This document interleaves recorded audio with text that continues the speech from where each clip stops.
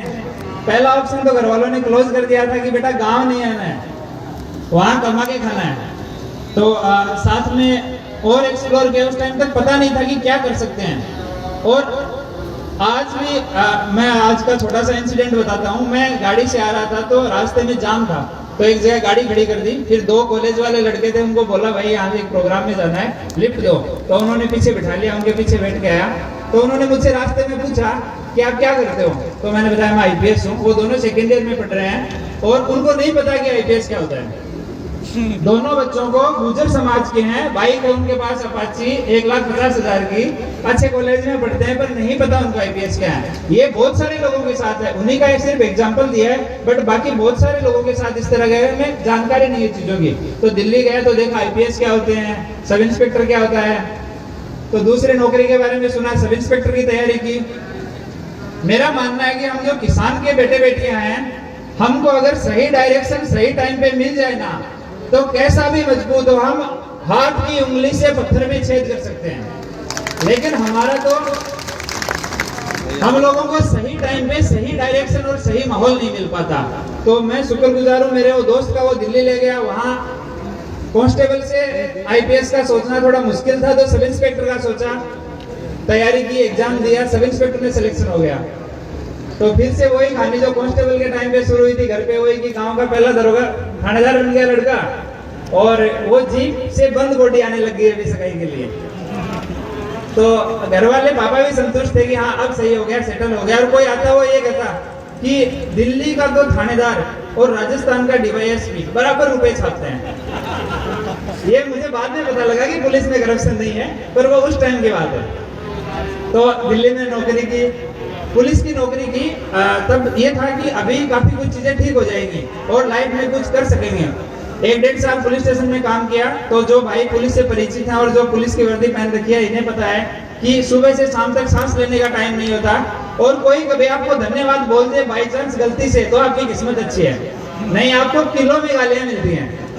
तो वहां देखा कि रिस्पेक्ट भी नहीं है इतनी ज्यादा, और स्पेशली जो है मैं खुद अपनी जॉब से सेटिस्फाई नहीं था, तो लगा कि और तैयारी करनी चाहिए।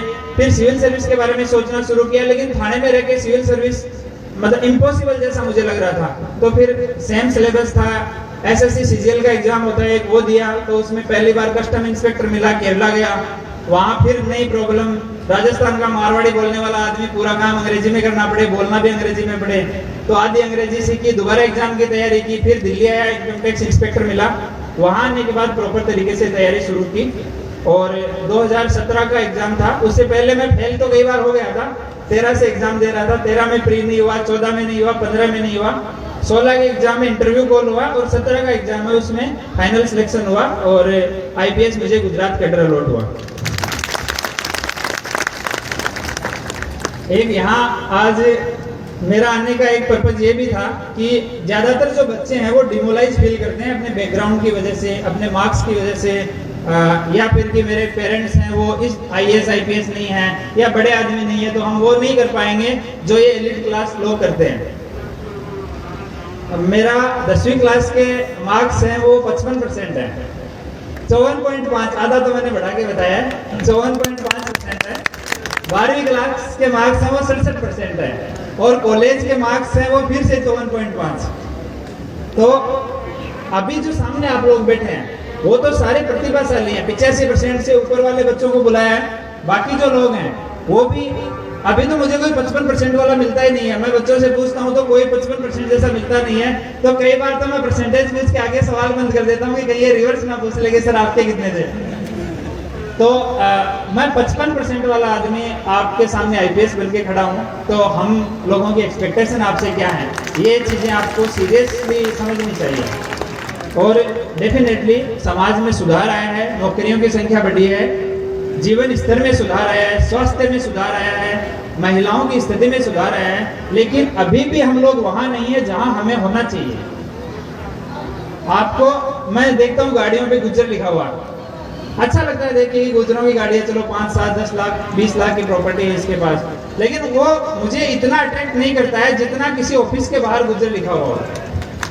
तो सारे जो बच्चे हैं आगे, जो भी हो, आपकी जाति गुजर मीणा जाट जो भी हो, पर कोशिश करें कि हम ऐसे ऑफिस में बैठे हैं, हमारा नाम का बोर्ड बाहर लगा हो, जब मेरे गांव का, मेरे माता पिता, मेरे रिश्तेदार उस ऑफिस के सामने से गुजरे या कभी वहां आए तो प्राउड फील करेंगे मेरा बेटा मेरी बेटी यहाँ रह के देश की पॉलिसी मेकिंग में कंट्रीब्यूट कर रहा है।